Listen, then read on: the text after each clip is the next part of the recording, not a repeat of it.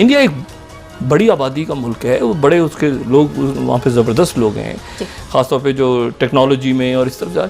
China ने announce कर दिया कि 4 पॉइंट से हम लोग पीछे हट गए हैं, डिसएंगेजमेंट कंप्लीट हो गया है। अचानक चाइना ये अनाउंस करता है कि 4 पॉइंट से डिसएंगेजमेंट कंप्लीट हो गया है। रूस ने तो उल्टा काम कर दिया और वो चाइना और भारत के बीच में मध्यस्थता करने लगा। जिस तरह से भारत कह रहा है कि हम रूस और यूक्रेन के बीच में मध्यस्थता करेंगे, रूस कह रहा है कि भाई हम चीन और भारत के बीच में मध्यस्थता करके और एक ऐसा सोल्यूशन निकाल देंगे जिसमें भारत, रूस, चाइना यदि एक तरफ हो गए तो आप समझ लीजिए कि अंकल साहब का क्या होगा। चाइनीज ने बोल दिया कि साहब हम डिसएंगेज करेंगे। डोवाल साहब से बातचीत हो गई, फाइनल हो गया 4 जगह से, उन 4 में शामिल गलवान भी। चाइना के पास कोई भी एक्सपोर्ट ऑर्डर नहीं है, इकोनॉमी बहुत ज़्यादा डाउन है, रियल एस्टेट की बात करें, इन्फ्लेशन लगातार वहाँ पर बढ़ रहा है। चाइना की गले की हड्डी बन गया है, चाइना के गले की हड्डी भारत, और भारत का नेशनल रिजॉल्व।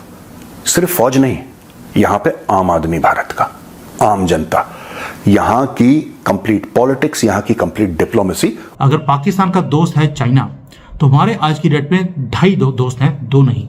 एक है रशिया, दूसरा है इजराइल। इजराइल को तो जानते ही होंगे, जिस तरह से वो गाजा में, सीरिया में, लेबनान में जाकर ठोक कर आता है अच्छी तरह से, पिछवाड़े में बम डालकर इनके। डिसएंगेजमेंट हुआ, इसके अतिरिक्त जो चाइना से एंगेजमेंट हुआ है वो ये हुआ है कि आप जो है, आपने जो भी एग्रीमेंट कर रखा है इंडियन नेशनल कांग्रेस से, उसको आप डिसओन करेंगे। हम तो दुनिया को, हम तो हिंदुस्तान के और कश्मीर के मुसलमानों को इस्लाम सिखा रहे हैं, हम दुनिया के मुसलमानों को इस्लाम सिखा रहे हैं, और हमारे यहाँ जो लीडर है, आवाम जिसके पीछे खड़ी है, उसके लिए मर्द और औरत सब एक जैसे ही है, और उनकी वीडियोस आई हुई हैं। यानी जो ब्रिक्स समिट में जो मुलाकातें हुई हैं सेंट पीटर्सबर्ग में, या जो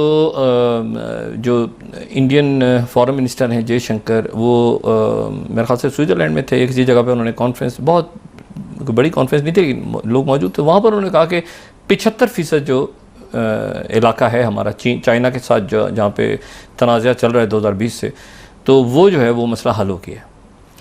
अच्छा, फिर चाइना की तरफ से अनाउंसमेंट हुई कि जो वेस्टर्न लद्दाख का इलाका है, वहाँ पे 4 जगहों पे डिसएंगेजमेंट हो गई है, गलवान वैली समेत। अच्छा, अब मुझे इसमें पेंगोंग सू के ऊपर डिसएंगेजमेंट 2021 में हो चुकी है, ठीक है। पेंगोंग सू का जो इलाका है उस पर 2021 में हो गई थी। असल जो चीज़ है इसमें वो ये है कि डिसएंगेजमेंट को आप कैसे, उसको पढ़ते कैसे हैं आप, मतलब वो इसका मतलब क्या है डिसएंगेजमेंट का?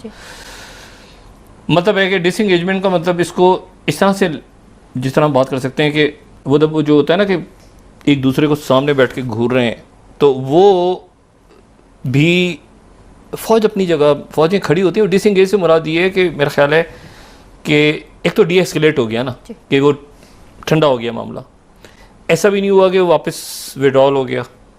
मतलब वो डिसएंगेजमेंट का मतलब ये है, अब मुझे नहीं पता क्या मतलब एग्जैक्टली तो कैसे बताया, डिसएंगेजमेंट का मतलब ये है कि वो मतलब ऐसा नहीं हुआ कि वो इलाका छोड़ के चले गए अपना, या जो पेट्रोलिंग पॉइंट्स थे मुख्तलिफ, इंडिया उसमें आगे आ गया है। वो मतलब डिसएंगेजमेंट का मतलब है डी एस्केलेशन, कैसे मतलब इसको डी एस्केलेशन कहा जाए, और वो पीछे हट गए हैं।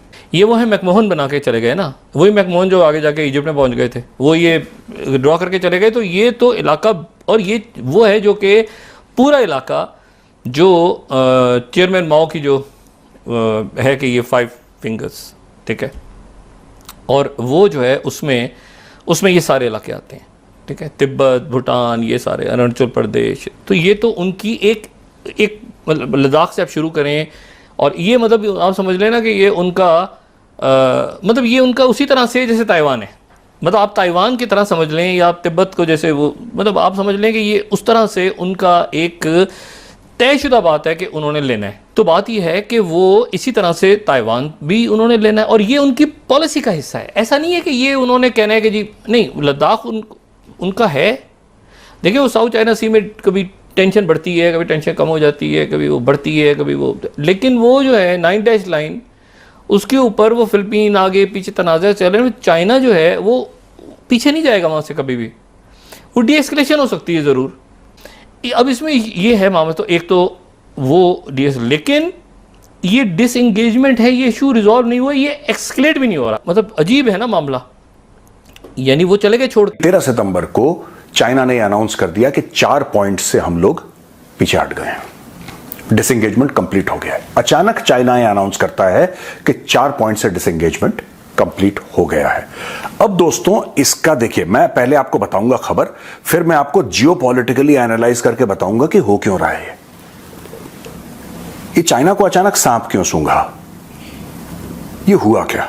ठीक है, देखिए national security adviser Ajit Doval और चाइना के फॉरेन मिनिस्टर वांग यी 12 सितंबर को बात करते हैं सेंट पीटर्सबर्ग रशिया में on the sidelines of the BRICS summit.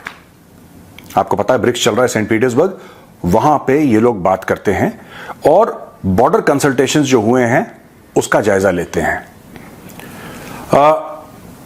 Chinese foreign ministry spokesperson माओ निंग ने मीडिया को 13 सितंबर को बोला कि दोनों फौजों, अब ये ध्यान से देखना आप और सुनना मेरी बात, ध्यान से देखिए, ध्यान से सुनिए। माओ निंग जो चाइनीज फॉरेन मिनिस्ट्री की स्पोक्सपर्सन है, उन्होंने ये बोला है कि भाई साहब दोनों फौजों को यह रियलाइज हो गया है कि 4 एरिया से हमें डिसएंगेज करना है। अचानक रियलाइज हो गया दोनों फौजों को, 4 साल से दोनों फौजें खड़ी हैं, तब फौजों को रियलाइज नहीं हुआ, अचानक डोवाल साहब की बात होती है, फौजें रियलाइज करती हैं। और इन्होंने बोला है in recent years frontline armies of the 2 countries have realised disengagement in 4 areas of western sector of China India border including Galwan valley. The China India border situation is generally stable and under control. तो भाई साहब ये story हो गई है। 4 areas in eastern Ladakh, Chinese फौजों ने बोल दिया हम पीछे हट रहे हैं। आपने बोला ठीक है आप पीछे हट रहे हो, हम भी पीछे हट रहे हैं, जैसा पहले था वैसे चलने दो, जैसा पहले था वैसे चलने दो। आंखें दिखाना देखो, हमारे ट्रूप्स जो है ना वो एक्लेमेटाइज्ड हैं। मैंने बात करी 1-2 लोगों से जो वहां पे गलवान साइड में पोस्टेड थे, उन्होंने ये बताया साहब कि देखिए हमारे लिए मुश्किल तो है लेकिन चाइनीज के लिए ज्यादा मुश्किल है, चाइनीज फौज को आदत नहीं है। अब जैसे मुझे ही देख लीजिए, वो समझा रहा है मुझे ही देख लीजिए। आज से 2.5 साल पहले मैं सियाचिन में था, मेरी पोस्ट 20,000 फुट थी above sea level, 20,000 feet above sea level पे मैं पोस्टेड रहा सियाचिन पे। अगर मैं सियाचिन पे रह सकता हूं तो गलवान मेरे लिए कुछ भी नहीं है, गलवान तो नीचे है ना। और तो किसी का ये कहना कि साहब इंडियन आर्मी एडजस्ट नहीं कर पाएगी, ये नहीं कर, हम तो वहां पे हैं यार, कब से हैं सियाचिन पे, 1984 से, 84 से हम लोग सियाचिन पे। और उसके बाद कितनी और चीजें हो गई यार, कितनी और चीजें हो गई हैं। भारत की जो फौज है, कोई ऐसी दुनिया में फौज नहीं है दोस्तों, मैं एक चैलेंज करता हूं, खुला चैलेंज है, कोई भी एक ऐसी आर्मी का आप नाम बताइए जो कि हाई ऑल्टीट्यूड में, हाई ऑल्टीट्यूड हम लोग बोलते हैं साहब 9,000 फीट अबव सी लेवल के बाद वाली जो हाइट्स होती हैं, उसकी ऊंची हाइट्स होती हैं, उससे मोर देन 9,000 फीट से ज्यादा जो हाइट्स होती हैं उसको हम लोग हाई एल्टीट्यूड बोलते हैं। आप बताइए अमेरिकन आर्मी है, चाइनीज आर्मी है, कौन सी ऐसी फौज है जो उस लेवल पे इतने लंबे समय तक डिप्लॉयड है। We have been deployed forever यार, हम तो आजादी के बाद से डिप्लॉयड हैं हाई एल्टीट्यूड एरियाज पे, हमारी आदत है। हमारे यहां तो हाई एल्टीट्यूड का रिबन मिलता है, आप हाई एल्टीट्यूड पर डिप्लॉय हो जाइए आपको रिबन मिल जाएगा। मतलब हम लगाते हैं कि हम लोग हाई एल्टीट्यूड पर सर्व करा है हमने। There are people in the Indian army, कोई इंडियन आर्मी वाला ऐसा बंदा नहीं है जिसकी 20-25 साल की नौकरी और 3-4 बार हाई एल्टी उसने ना काटा हो। हम लोग तो जाते हैं, चाइनीज को आदत नहीं है। तो अब चाइनीज ने बोल दिया कि साहब हम डिसएंगेज करेंगे। डोवाल साहब से बातचीत हो गई, फाइनल हो गया 4 जगह से, उन 4 में शामिल गलवान भी है। गलवान में इसलिए नाम बार बार ले रहा हूं क्योंकि आप सब लोग गलवान को जानते हैं अच्छी तरीके से। चाइना के पास कोई भी एक्सपोर्ट ऑर्डर नहीं है, इकोनॉमी बहुत ज़्यादा डाउन है। रियल एस्टेट की बात करें, इन्फ्लेशन लगातार वहाँ पर बढ़ रहा है। वो जो होता है ना कि एक दूसरे को सामने बैठ के घूर रहे हैं, तो वो भी फौज अपनी जगह, फौजें खड़ी होती हैं। और डिसएंगेज से मुराद ये है कि मेरा ख्याल है कि एक तो डी एस्केलेट हो गया ना, कि वो ठंडा हो गया मामला,